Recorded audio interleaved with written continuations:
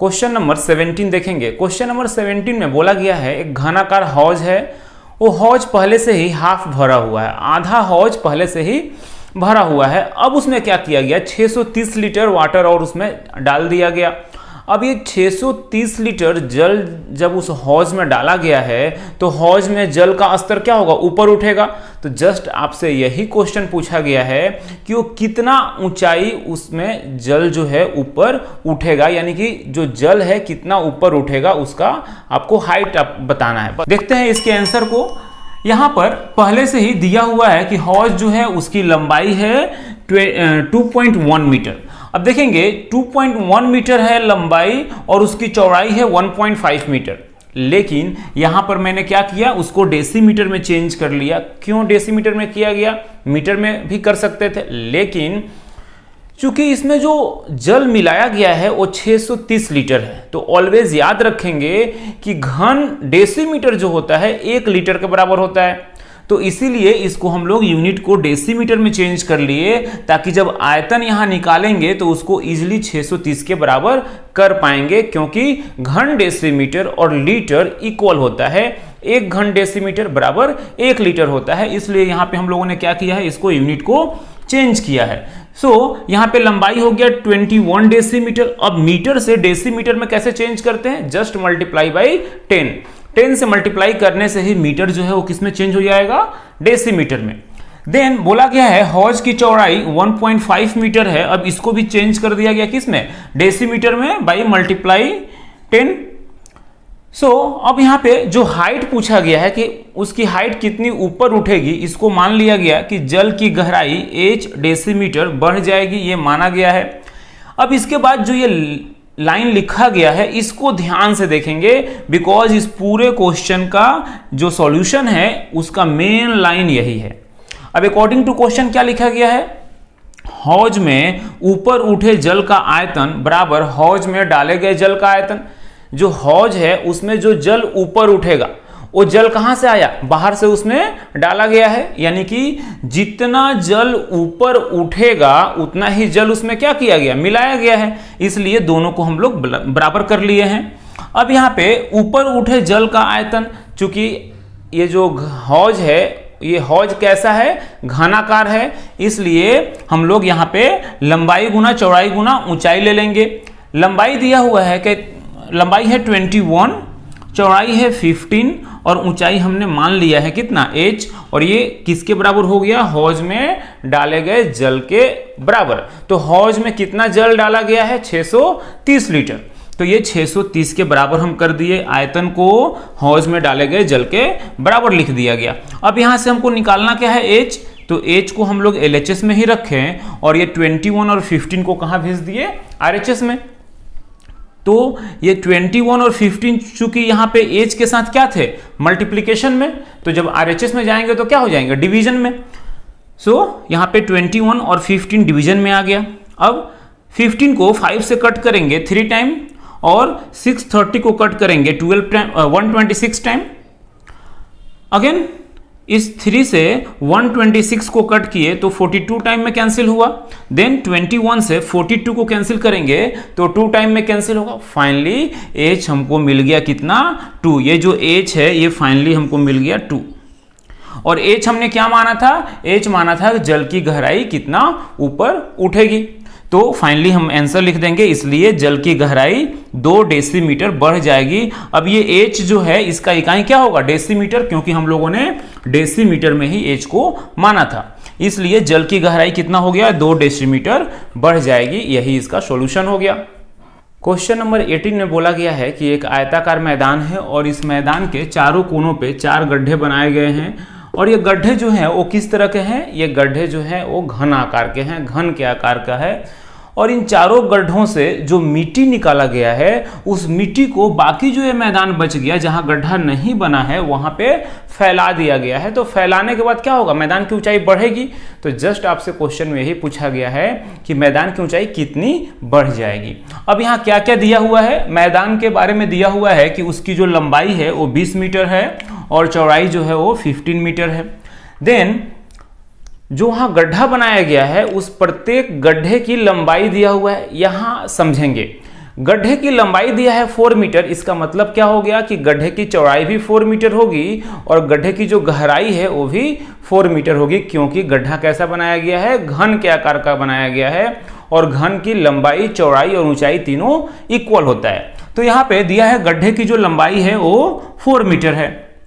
Then हम लोग क्या फाइंड आउट कर रहे हैं कि 4 गड्ढों को छोड़कर मैदान का क्षेत्रफल, यानी ये जो चारों गड्ढे बनाए गए हैं, इन चारों गड्ढों को छोड़कर ये बाकी जो एरिया बन गया, ये जो बाकी जो एरिया है इसका क्षेत्रफल कितना होगा चारों गड्ढों को छोड़कर।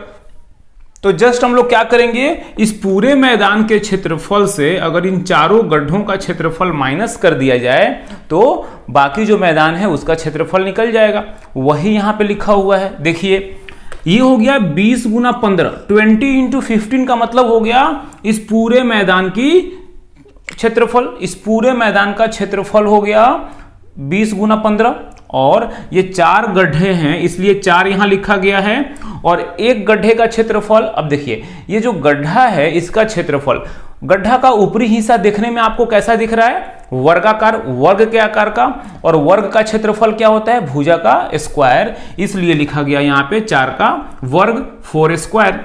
देन अब इसको कैलकुलेट कर लेंगे, 20 इंटू 15 300 हो गया और 4 इंटू 4 का स्क्वायर, अब 4 का स्क्वायर हो जाएगा 16 और 16 इंटू 4 इज 64। अब 300 से 64 को माइनस कर दिए तो आ गया 236 वर्ग मीटर, क्योंकि यूनिट जो है मीटर में है इसलिए मीटर और ये क्षेत्रफल है इसलिए वर्ग। देन हमको निकालना है कि ऊंचाई कितनी बढ़ेगी, उसको हम लोग क्या करेंगे, मान लेंगे कि माना मैदान की ऊंचाई h मीटर बढ़ जाएगी। देन अकॉर्डिंग टू क्वेश्चन मैदान में जो डाले गए मिट्टी है उसका आयतन क्या होगा, 4 गड्ढों के आयतन के बराबर होगा, क्योंकि जो मैदान में मिट्टी डाला गया है वो कहां से आया, 4 गड्ढों से ही तो आया है, यानी कि दोनों आयतन क्या होगा, इक्वल होगा। जितना मिट्टी मैदान में डाला गया है और जितना मिट्टी गड्ढे से निकाला गया है, कितने गड्ढे, 4 गड्ढों से, इन दोनों को इक्वल कर देंगे।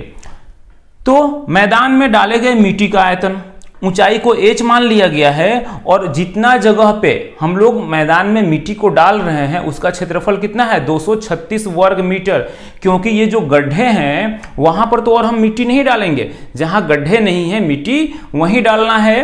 तो ये हो गया 236 गुना h हम लोग माने हैं और ये किसके बराबर होगा, 4 गड्ढों का आयतन। अब 4 गड्ढे हैं इसलिए 4 और एक गड्ढे का आयतन क्या होगा, भुजा का क्यूब, क्योंकि ये गड्ढे कैसे हैं, घनाकार हैं और घन का आयतन होता है भुजा का क्यूब।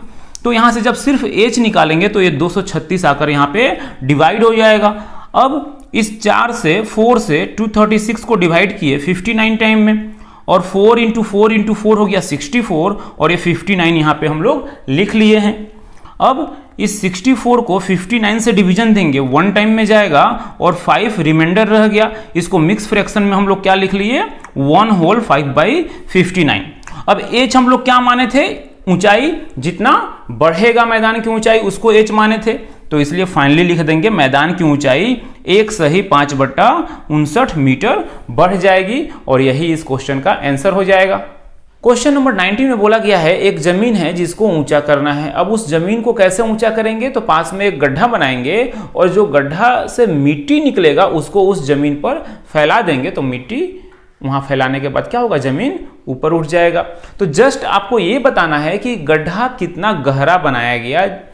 यहाँ पे आपको कुछ चीजें दी गई हैं, जमीन की लंबाई दिया हुआ है 48 मीटर, जमीन की चौड़ाई दिया हुआ है 31.5 मीटर। अब इस 31.5 को डेसिमल जब हटाएंगे तो क्या हो जाएगा, 315/10 मीटर।